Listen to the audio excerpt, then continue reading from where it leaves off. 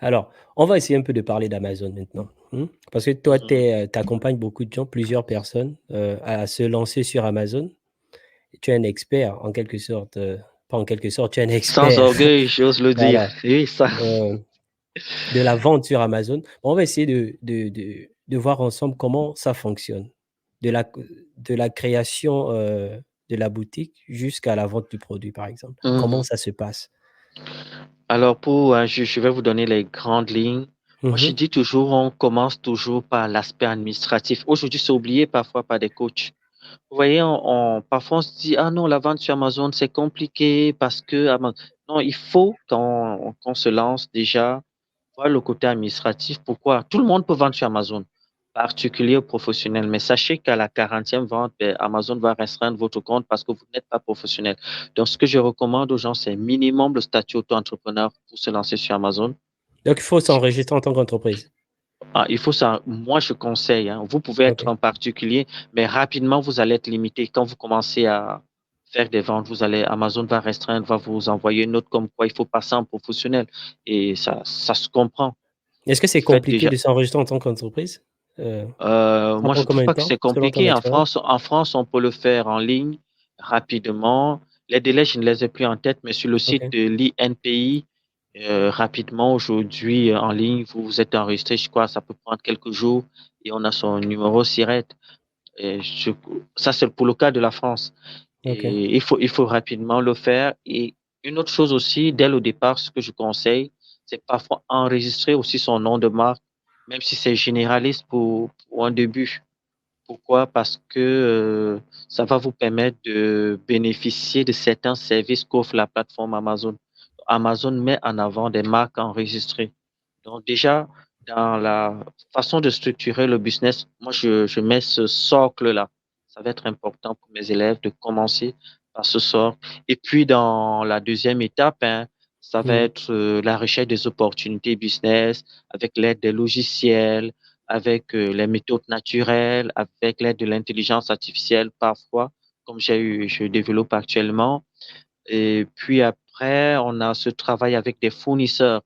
Faut trouver, si on a trouvé l'opportunité au niveau d'un produit, on va travailler avec le fournisseur. Mais comment on Euh, fait pour trouver le produit d'abord? Ouais, ça, c'est important. On oui, trouve c'est une comment on question, trouve le produit? je reçois cette question tout le temps. Il y a plusieurs méthodes.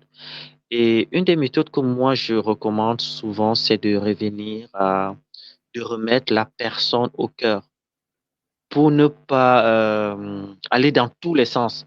On va suivre tel influenceur, il a lancé le produit, alors on est là. Tel autre a lancé, finalement, on ne structure pas son business.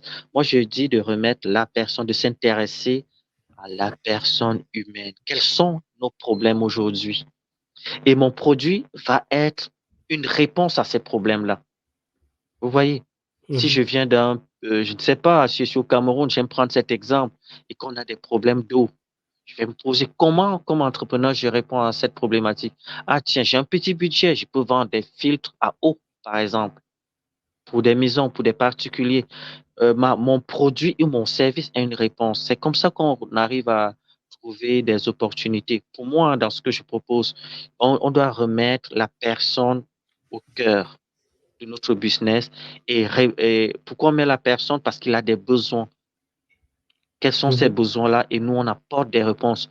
Et pour moi, c'est ça le vrai entrepreneur. C'est celui qui innove pour bonifier la vie des personnes autour. C'est pas d'abord l'achat-revente, tout le monde sait faire l'achat-revente.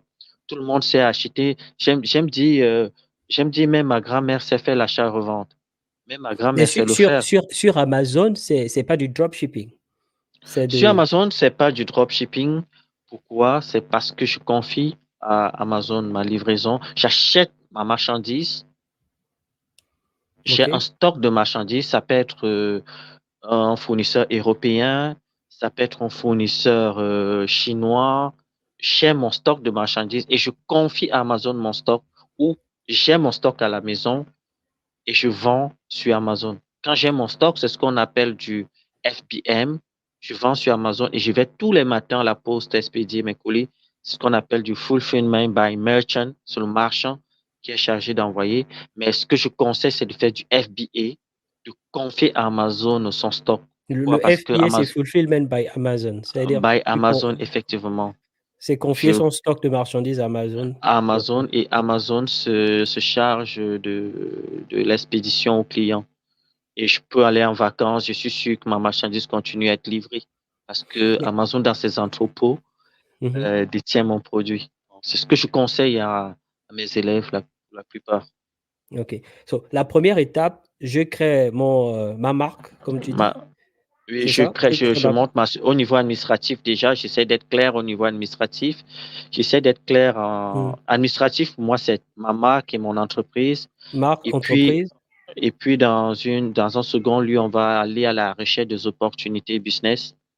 C'est-à-dire, est-ce que tu crées le shop Amazon, c'est-à-dire, la boutique Amazon avant de trouver le produit? Ou bien tu Non, crées la boutique avant? Ça part. je ne crée pas le shop très vite. Pourquoi? Parce que je vais commencer à payer des mensualités alors que je n'ai pas encore le produit.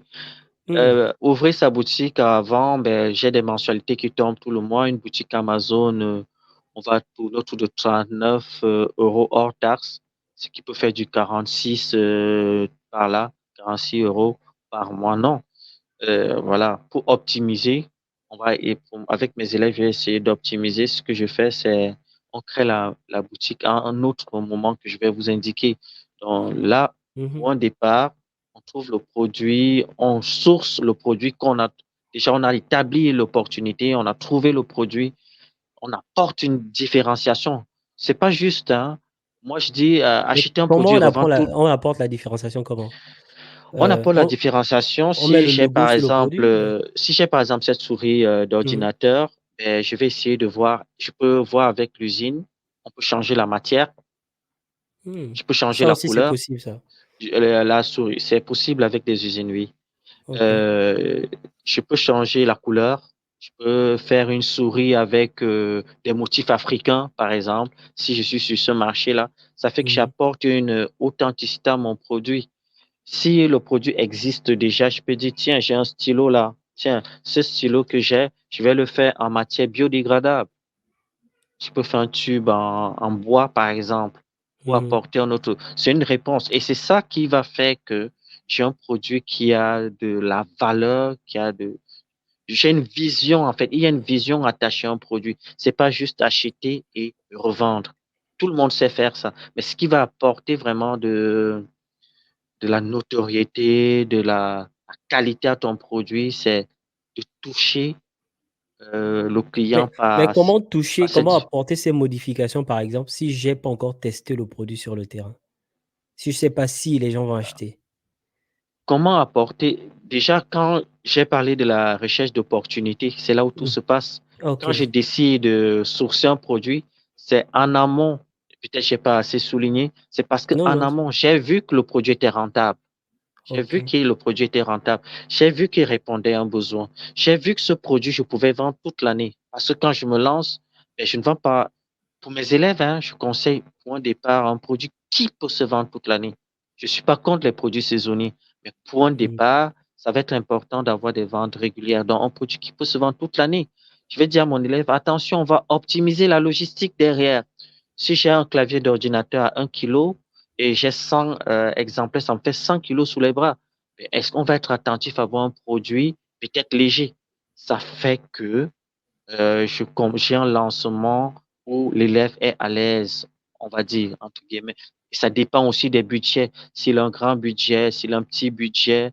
Donc, voilà, il y a tout ça à mettre en place. On va étudier la rentabilité même du produit avant.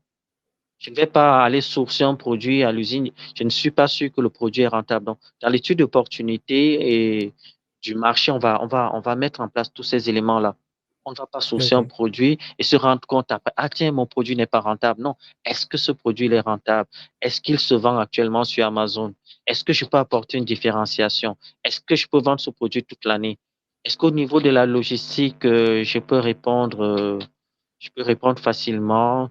Quand je dis une réponse à apporter à la logistique, c'est de ne pas me retrouver avec des quantités énormes au début. Tester le marché avec 100, 200, 300, 500 exemplaires pour confirmer effectivement l'opportunité business.